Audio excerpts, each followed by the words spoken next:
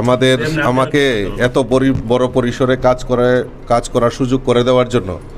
আমার দেশের যশস্বী প্রধানমন্ত্রী নরেন্দ্র মোদীজি, আমাদের রাষ্ট্রীয় সভাপতি আদরণীয় জেপি নাড্ডাজি, আমাদের গৃহমন্ত্রী অমিত ভাই শাহজিকে ধন্যবাদ জানাই যে আমার মতো এরকম ছোট কার্যকর্তাকেও এত বড় পরিসরে কাজ করার একটা সুযোগ করে দিয়েছে। আমি সকলের আশীর্বাদ নিয়ে এবং আমাদের রাজ্যের মাননীয় মুখ্যমন্ত্রী থেকে শুরু করে মন্ত্রিপরিষদের সবার আশীর্বাদ নিয়ে আমি এই ত্রিপুরার জন্য যে ডেভেলপমেন্ট ওয়ার্ক চলছে তাকে আরও ত্বরান্বিত করার জন্য আমি সেটা প্রয়াস থাকবে এবং আমাদের যে লক্ষ্য, মাননীয় মুখ্যমন্ত্রীর যে স্বপ্ন এক ত্রিপুরা শ্রেষ্ঠ ত্রিপুরা, এই এক ত্রিপুরা শ্রেষ্ঠ ত্রিপুরার গড়ার লক্ষ্যে